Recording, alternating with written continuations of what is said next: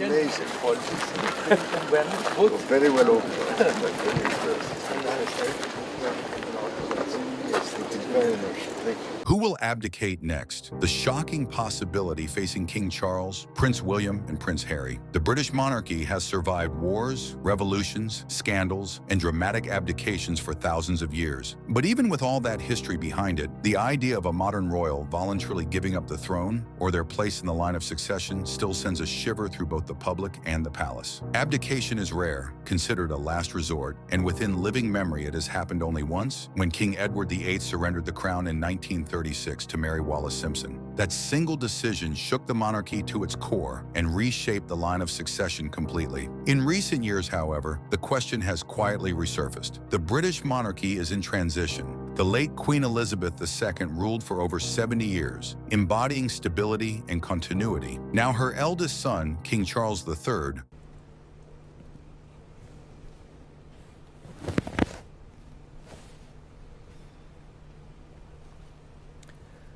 God save the King! God save the King! reigns at a time of unprecedented scrutiny, shifting public opinion, and modern pressures that even the most seasoned monarch might find daunting. Meanwhile, the next generation, Prince William and Prince Harry,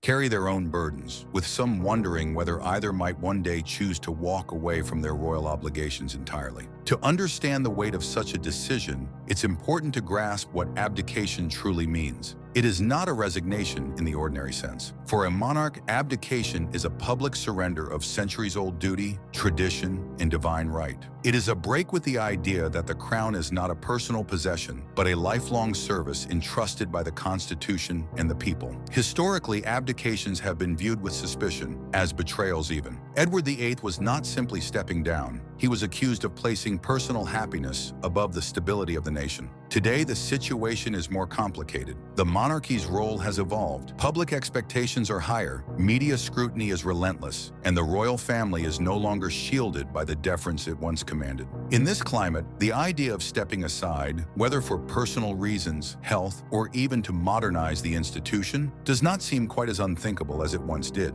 For King Charles III, the question of abdication is unlikely to be imminent, but it is not entirely hypothetical. He is the oldest monarch ever to ascend the British throne, beginning his reign at 73. His decades as Prince of Wales were marked by both tireless public service and periods of controversy, from his divorce from Diana, Princess of Wales, to the public's mixed reaction to his marriage to Camilla. Yet since his accession, Charles has largely avoided major scandal. Still, the demands of the role are enormous. The king's schedule is packed with state visits, ceremonial duties, and meetings with ministers, while also serving as the figurehead of the Commonwealth. At his age, sustaining this pace for decades will be a challenge. Some royal watchers speculate that Charles might consider a planned abdication in the future, perhaps following the model of Queen Beatrix of the Netherlands or King Juan Carlos of Spain, both of whom voluntarily stepped down in their later years to allow a younger successor to take over. Such a move could be framed not as weakness, but as strategic, a way to ensure a smooth handover to Prince William while Charles is still alive and able to offer guidance. For now, there is no sign of this being under active consideration, but the idea has gained quiet traction among commentators who believe the monarchy would benefit from the energy and modern image William could bring sooner rather than later. Prince William, however, is not immune to speculation himself. As heir to the throne, he faces a different set of pressures: the long wait, the constant public gaze, and the need to balance his family's privacy with his increasing public role. William has often been portrayed as a dutiful, steady figure, more in the mold of his grandmother than his father. Yet he has also shown a willingness to set boundaries, particularly when it comes to shielding his children from excessive media intrusion. If William were to abdicate or refuse the crown entirely, it would create a constitutional crisis unlike anything in recent history. The succession would pass to his eldest son, Prince George, who is still a child.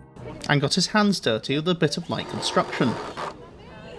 One of the purposes of the event was to help the scout group improve the outdoor space around the scout hut.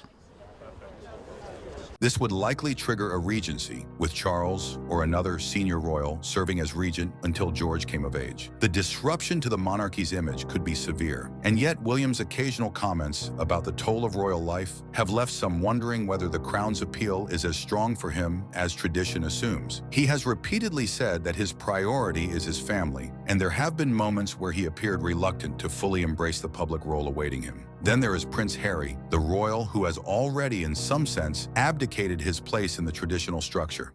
I don't think that we can ever have peace with my family unless the truth is out there. In the family, as such, there's the spare and the heir.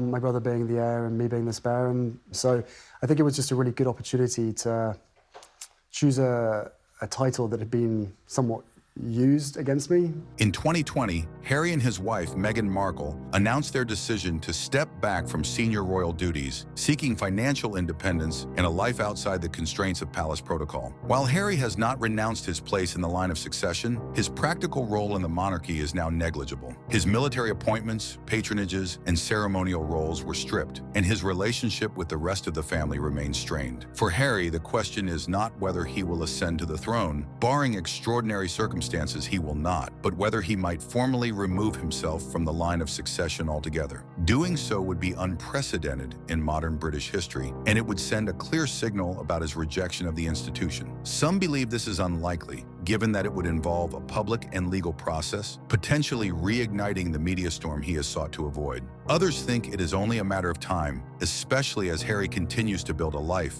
and a brand entirely separate from his royal heritage. Beyond the individual personalities, the broader question is what an abdication by any of these figures would mean for the monarchy itself. Abdication inevitably raises questions about the relevance of hereditary rule in a democratic society. If a monarch can simply choose to step down, it challenges the perception of the role as a lifelong, almost sacred duty. Yet in a modern world where leaders in politics, business, and religion routinely retire for reasons of health, age, or personal preference, it also seems reasonable to consider whether the crown should be treated differently. There is also the matter of public perception. Abdication in the 21st century would not be judged solely by tradition. It would be shaped by social media, relentless news cycles, and global commentary. A well-managed abdication could be seen as a bold modern decision, a recognition that leadership requires vitality and adaptability. A poorly handled one could appear as instability at the heart of the nation. For Charles, William, or Harry, any choice to abdicate, or even to seriously consider it, would involve balancing personal well-being against duty and tradition against the changing expectations of the public. In Charles's case, age will be the decisive factor. For William, it would be about the compatibility of his personal values with the demands of kingship. For Harry, it would be a final act of separation from an institution he has often described in critical terms. It is worth noting that abdication is still viewed with caution within the royal family. Queen Elizabeth herself was said to have been deeply affected by her uncle Edward VIII's decision, regarding it as a destabilizing and selfish act. Her own life's work was a testament to the idea of service until death. That legacy will weigh heavily on Charles and William in particular. And yet, history is not static. Monarchies in Europe have adapted to the idea of voluntary abdication. In the Netherlands, Belgium, and Spain, it has become an accepted, even respected part of royal life. If the British monarchy wishes to modernize while maintaining relevance, it may one day follow suit.